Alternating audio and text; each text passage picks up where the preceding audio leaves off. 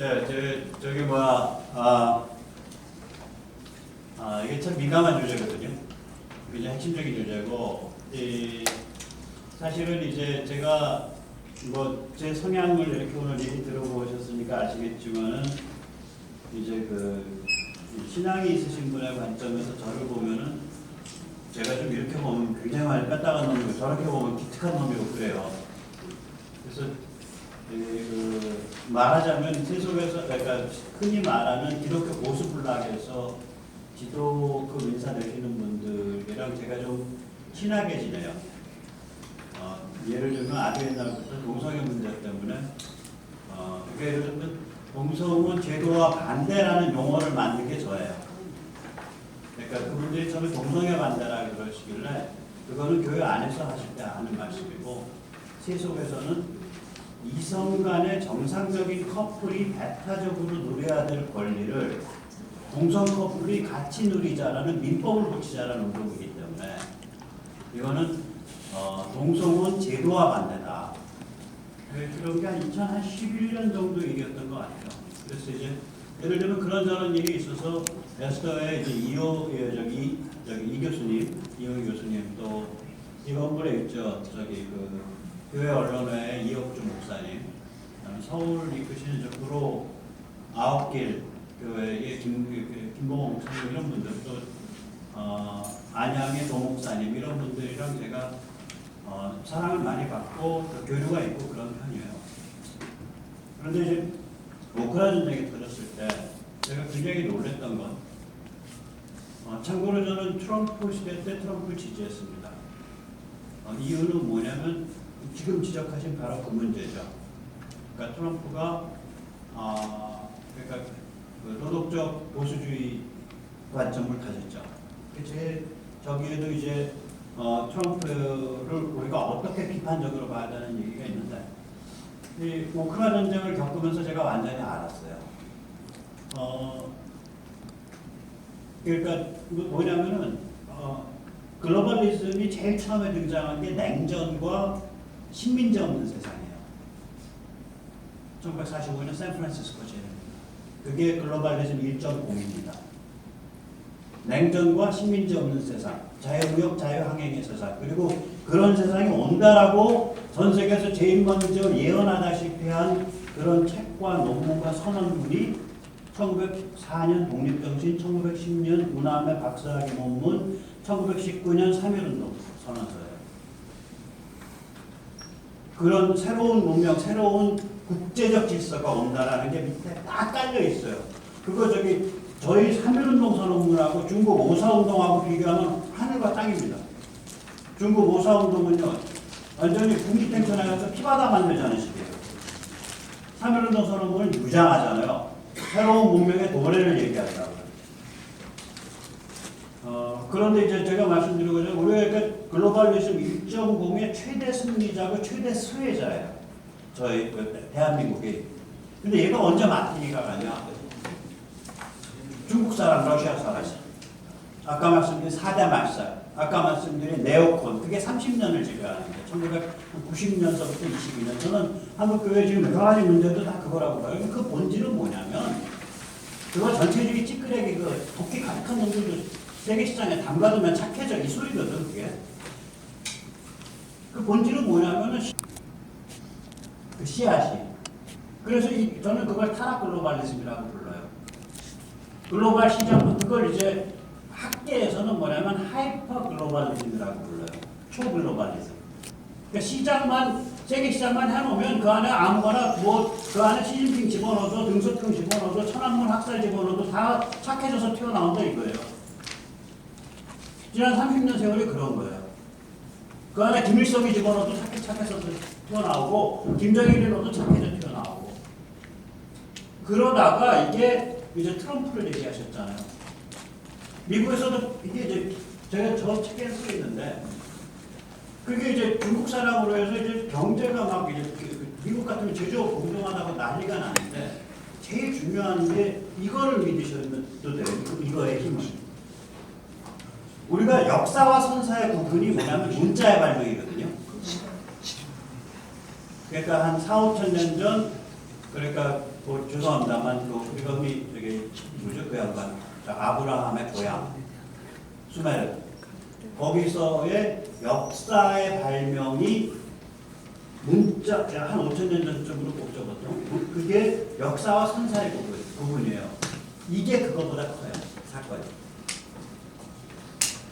이게 뭐냐면 모든 미디어를 갖고서 전 세계 모든 사람을 상대로 해서 얘기할 수 있는 거예요. 근데 이건 제 말이 아니라 저는 두 명이 전혀 다른 것 같은 저는 그 둘의 철학에서 영향을 많이 받았는데 니체는 뭐라 하면 개인은 관점을 가진 존재라고 그래요. 이거는 개인 소통, 개인 미디어를 가진 존재. 내가 남의 관점에 휘둘릴 게 없어. 내가 먼저 내가 생각을 하게 되는 거예요. 문화를 가지게 돼. 모든 사람. 니체는 하나님 극악하게 모독한 사람으로도 알잖아요. 그럼 오케이. 현대신학의 아버지라 그런 키에르케가르는 뭐라 그러는데 인간은 개인이 될 때만이 진실될 수 있다 그래요. 그런데 현대에서 여러 가지 심리적 테스트나 실험을 해보면 인간이 한 명 한 명이 자기의 관점, 자기의 주견을 가진 사람들이 각각 판단을 했을 때 어떤 한 집합, 공동체에서 그 전체 값이 진실에 수렴해 간다는 건 여러 실험으로 증명이 돼요. 이게 2010년에 나왔습니다. 여기 계신 저보다 훨씬 나이 많은 어르신들 계시지만 이 나이 많은 어르신들의 태반은 90% 이상은 PC를 안 하셨어. 이메일도 안 하셨어. 그때 안 하신 분들이 지금도 이메일 안 하신 분들이 지금은 이걸로 사진 찍고 인터넷 뱅킹하고 저보다 더 잘 써요. 저 인터넷 뱅킹 안 하거든요. 이걸로. 카톡하고 다 그러신다. 그게 뭐냐면 디지털 리터러시, 그러니까 디지털 기기를 사용할 수 있는 능력, 디지털 소통을 사용할 수 있는 능력이 보편화된 거예요. 10살에서부터 90살 이상까지가. 그래서 이건 무슨 얘기래? 근데 각각이 자기 관점을 갖고 있어. 그러니까 이게 진실이 튀어나오는 거야. 그래서 이 타락 글로벌리즘 시대 때에 쟤들이 퍼뜨렸던 중국 사랑, 러시아 사랑이 대판 도전을 받기 시작을 해요. 야 이게 뭐야? 다 망쳐놓고 중국에도 장사시키고 그 다음에 타락 글로벌리즘 시대 때 쟤들이 펼쳐놨던 아까 말씀 4대 말살 남녀성 풍부 중에 그 역사 그거 다 저기 우리 죄책감 가져야 되고 그거 반성해야 돼. 뭐 부끄러운 수치스러운 역사야. 대한민국은 수치스러운 나라야. 그거랑 똑같은 거예요. 똑같아 레시피가. 진실 존중 뭐 중요해? 그런 거 존재하지 않아. 가치 판단 야 너 그거 전쟁 수고 꼴통이냐? 그거 중요하지 않아. 이게 다 GHIV라고 제가 이런 거 붙인 거예요. 4대 말살이라고 제 얘기예요. 잠깐만. 질문한 사람으로서 저 질문의 요지는 뭐냐면 트럼프는 글로벌리스트하고 전쟁을 한다는 얘기를 들었고 또 그 얘기입니다. 글로벌리스트는 이름이 났다 하고 연관이 돼서 역사가 임진왜란 때서부터 마르틴 루터가 종교개혁하고 난 후서부터 시작됐다고 하는 그런 얘기를 들었어요. 잠깐만요. 네, 제가 지금 그 얘기하는 거예요. 저는 정의되지 않은 개념은 안 써요. 다시 말하자면 글로벌리스트 저 잘 안 써요. 글로벌리스트를 그러니까 제가 공부해서 정의하냐 하면 못 써요. 예를 들어서 제가 공부해서 정의한 글로벌리스트는 세 종류예요. 그러니까 아까도 말한 글로벌리즘 1.5는 그건 냉전이에요. 식민지 없는 세대, 자유무역, 자유항행. 언제까지 그게 지배했냐? 1989년까지예요.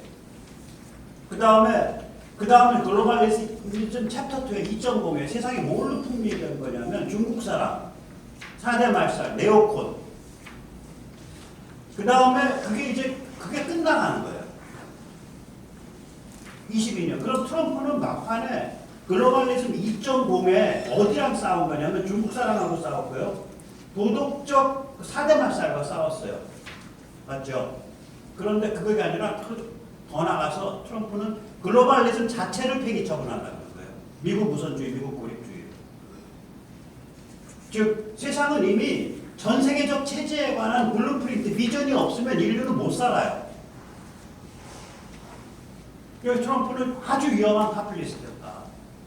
돌이키고 나니까 그렇더라고요. 이러다 그 사람 중국 때려잡겠다고 하나 예만 들어드릴게요. 중국 때려잡겠다고 그 사람이요. 중국 때려잡겠다고 딱 두 가지 예만 들어드릴게요. 중국을 때려잡겠다고 중국 관세를 올렸다고요. 근데 일어난 일은 뭐야? 중국이 더 돈 벌었어요. 왜냐? 중국 관세 올려놓고 나서 한쪽으로는 유가를 왕창 떨어뜨렸다고요. 유가가 떨어지면서 경제가 과열되니까 과소비가 일어나니까 관세 몇 푼 올린 거랑 상관없이 중국 물건 더 사서 쓰는 거야. 그 다음에 두 번째 다른 얘기 들어드릴게요. 트럼프가 젤렌스키 날리라 그랬잖아요. 젤렌스키한테 압력을 넣어가지고 그 부리스마 가스 회사에 지금 바이든의 아들 헌터 바이든이 거기서 뭐 연에 한 100만 달러인가 뭐 몇십만 달러 사회이사 그걸 받았어요. 너 그거 부패한 거 나한테 안 주면 부패한 거 안 주면은 너한테 군사무기 지원 안 할 거야라고 젤렌스키를 그런 식으로 이게 주리를 들었다는 트럼프가. 저는 그때가 당연하다고 생각했었어요. 근데 나중에 보니까 우크라이나 전쟁이 터지고 나서 딱 보니까 서방 쪽에서 작업을 해서 만든 인물이에요, 젤렌스키를. 그러면 대통령을 하나 만들려면 뒤에 빠트롱이 있어야 될 거 아니에요. 그 빠트롱이 부리스마 가스회사 회장이었던 거예요. 우크라이나에서 제일 부패한 비즈니스맨이라는. 그놈 내세워서 걔 돈주머니 가지고 걔가 하는 방송사 이용해서 젤렌스키를 코미디언으로 띄우고 그걸 대통령까지 심어놓으니까 그 다음에 젤렌스키는 딱 털면서 자기들 마이웨이 가버린 거예요. 그러니까 세상이 이렇게 가잖아요. 그러니까 그 복잡하고 아주 어둡고 험한 공작도 있을 거고 거래도 있을 거고 이거를 그냥 국민들 귀에 들면 솔깃하게 해서 홀려갖고 자기 그림으로 막 끌고 가는 거야. 그 아래는 CIA 애들, 미국 국무부 애들, 미국 국가 정보계통 애들 다 공작 있고 군 공작 있고 그런데 무슨 말씀인지 아시겠죠? 단적으로 말씀드릴게요. 글로벌리즘 그런 일반적인 글로벌리스트라는 말은 저는 안 믿어요. 그런 말 하면 너 언제적 글로벌리즘이야? 라고 물어요. 당신이 말한 글로벌리즘. 예를 들어서 그게 그거 샌프란시스코 체제에서부터 1989까지야 그러면은 네. 무슨 말씀인지 아시겠죠?